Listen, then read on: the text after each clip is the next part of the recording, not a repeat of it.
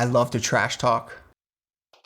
I love to compete at a very intense level. I'd like to think that 90% of the time I can be a pretty good guy. I mean, don't get me wrong, like he can be but that's all in fun and games. Oh my, yeah. I'm not sure how many stories I can tell you that are, without talking about the other guys that he busted. For me, it's like kindergarten, when you like somebody, you joke with them. He got me when I was a rookie.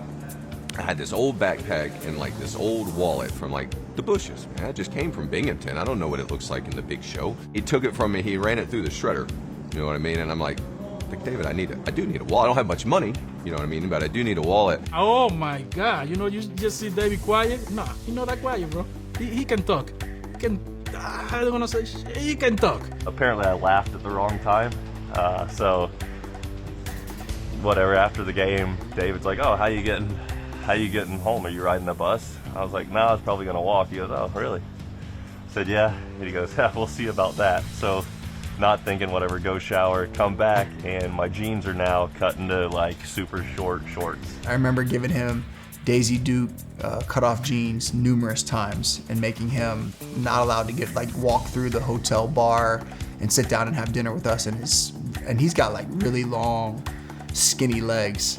So I'd cut these things to where almost butt cheek was showing, out of these Daisy Dukes, and parade him around the team hotels. I remember Johnny Franco playing pranks on me. We had a lot of fun with the rookies, dressing them. When we used to go to Montreal, we used to dress them up in ballerina suits or Huda outfits, and they had to go through customs and on the bus and walk through the airport. It was a lot of fun doing that to the rookies.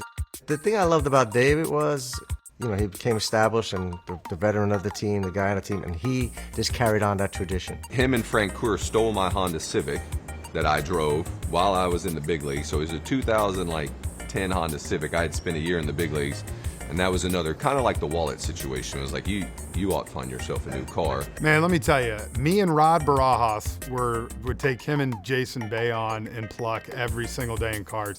And that dude talked more crap in cards and would let you know about it. And I loved it, and I think I was good at it. Who was your biggest target? Paul Tagliari. David had his car stripped. I think it was the last day of spring.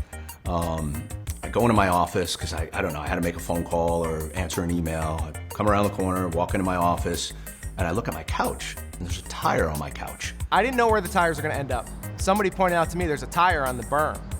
Right away I knew it was Tags' tire. We start the game and there were tires. There was a tire out in right center field, and there was and he had stuff all over the place. We went to the dugout then to question David and say, hey, what's going on here, man?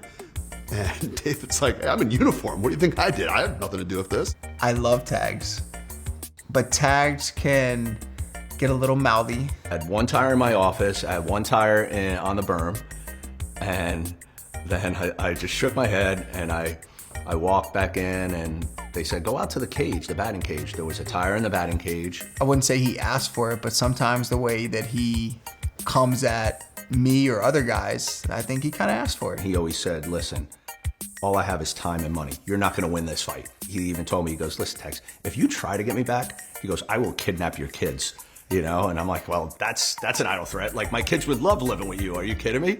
One of David's best pranks was pulled on me in 2006. After the season, he gets invited to go to Japan to the MLB series. He brings me as his guest. MLB security tells me, just don't put on your jersey.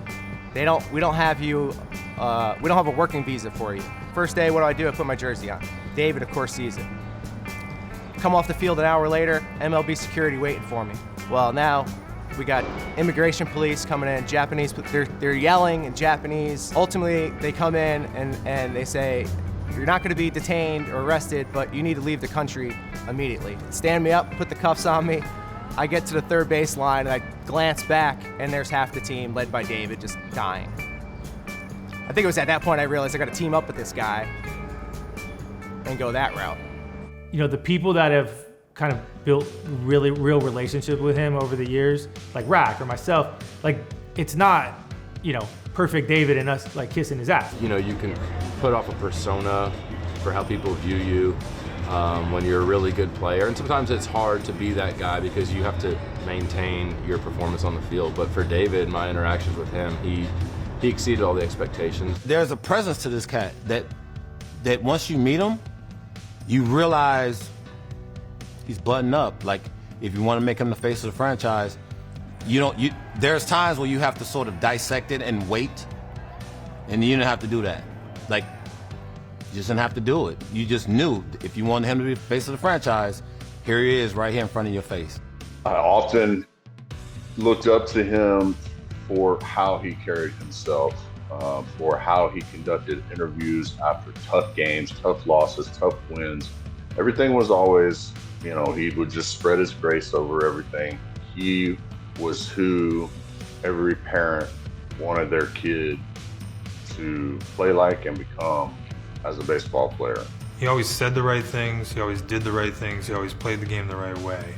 So I think all that speaks for itself, but I think he goes above and beyond and he gives his personal time for a lot of things. Whether people like to say it or not, if you're a superstar in New York, there's a different level of responsibility.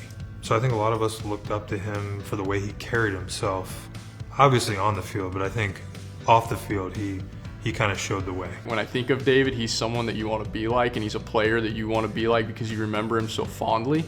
And so for me, when I was thinking about coming back and David really being the last guy that had done that, that's special company that you're in, and it's someone that I've always wanted to be associated with. And so when you have the opportunity to be like David, I think you take that opportunity. To me, he's the greatest person, the greatest player to ever put on a Mets uniform. Everything that he did, standing up, being accountable, taking pride in being a New York Met, loving the Mets from going to Harbor Park and watching the Tides play and having that tie with him. And then never leaving. I mean, no, he's not in the Hall of Fame, but he played at Hall of Fame caliber for a long, long, long time. For me, his legacy is the best person and player to ever put on a Mets uniform. But I don't think he really makes his own legacy. He lets everybody else decide that. The Mets are going to be around way longer than any one player is ever going to be around. So I don't think the Mets owed me or owe me anything. If anything, it's the other way around. I mean, I've never had to step foot into a real job or an office a day in my life because of the Mets. They took a chance on an 18-year-old kid from Virginia when they could have drafted anybody else. So I look at it the other way, that I owe them. If you would have told me when I was 9, 10 years old that we'd be sitting here talking about this, I said, you're absolutely nuts, you're crazy. Not a chance at all that we'd be sitting here having this conversation.